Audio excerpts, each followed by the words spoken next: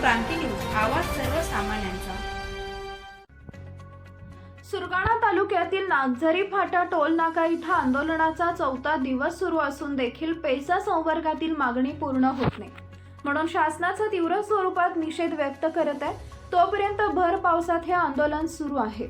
गाड्यांच्याही देखील लांबच लांब रांगा पाहायला मिळत आहेत। तसेच जीव गेला तर परवा नाही, परंतु हे आंदोलन असेच चालू राहणार असल्याची माहिती जनार्दन भोये व शिवसेना तालुका प्रमुख मोहन गांगुर्डे उंबरपाडा येथील सरपंच पवार, सराड गावचे माजी सरपंच प्रशांत भोये व नागरिक यांनी माहिती दिली आहे।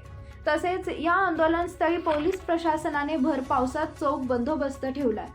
महाराष्ट्र क्रांती न्यूज साठी प्रतिनिधी सुरेश हडस, सुरगाणा। सरपंच पवार साहेब यांचं काय मत आहे तुमचं या प्रतिक्रियेवर?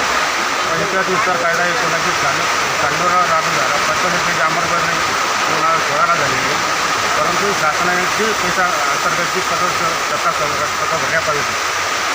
त्या बाबतीत कोणताही फौजदारी झाल्याने त्या कारणास्तव आज आम्ही नागझरी फाट्यावरती रस्ता रोका आंदोलन चालू आहे।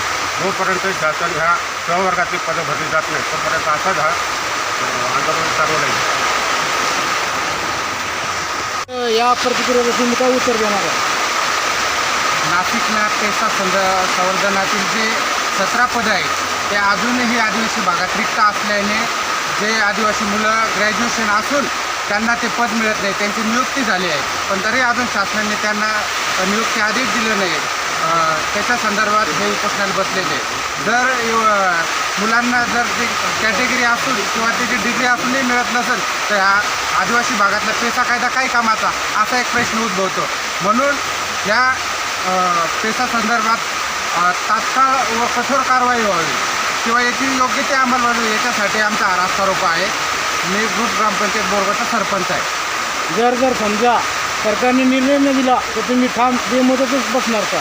आम्ही या निर्णयावर ठाम राहणार। जोपर्यंत शासन निर्णय देत नाही तोपर्यंत आदिवासी भागातील जिथं 13 जिल्ह्यांमध्ये हा एकदम कडक रास्ता रोको केला जाईल। बाकीचे आमची शाळा, कॉलेज वगैरे सर्व आम्ही बंद केलेले आहे। तसं आम्ही ग्रामपंचायतमध्ये ठराव करून आणि शासनाला पाठवून दिलेले आहे।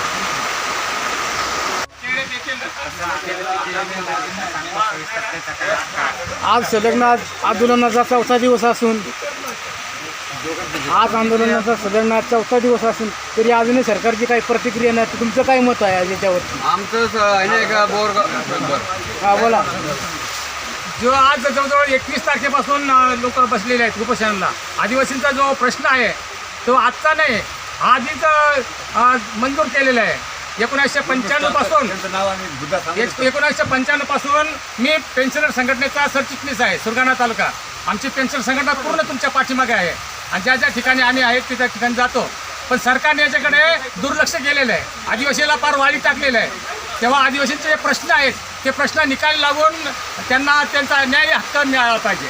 पैसा कायदा हा आधी जाहीर केलेला आहे, त्याच्यामुळे पैशाची जी भरती आहे मुलांची, आज मुलांचे लग्न होत नाही, मुलं आज बेकार होऊन गेलेले आहेत। तेव्हा त्या मुलांचा प्रश्न इथं व्हायला पाहिजे आणि पैशाची जी निधी येते ग्रामपंचायतला ती पैशाची निधी पूर्णपणे ती मिळायला पाहिजे। काँग्रेसचे जनार्दन भोये यांचा आज संलग्न 4था दिवस असून अजूनही सरकारची काही प्रतिक्रिया नाही, तुमचं काय उत्तर आहे याच्यावरती? अजून आणि जे काल आम्ही सांगितलं त्याप्रमाणे गेल्या 1 तारखेपासून ते विद्यार्थी 24 दिवस नाशिकमध्ये बसलेले आहेत। काल मुख्यमंत्री नाशिकमध्ये येऊनही त्यांना भेटू शकत नाही।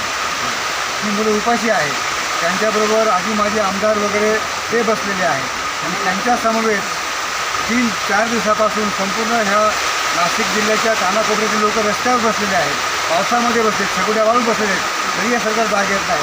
जर समजा हे सरकार वाटत येत नसेल तर अजून हे आंदोलन तीव्र होईल। मात्र ह्या विद्यार्थ्यांचा न्याय मिळेपर्यंत हे आंदोलन संपणार नाही। अशाच नवनवीन बातम्या पाहण्यासाठी आमच्या महाराष्ट्र क्रांती न्यूज या YouTube चॅनलला लाईक करा, सबस्क्राईब करा आणि बेल आयकॉनला प्रेस करा।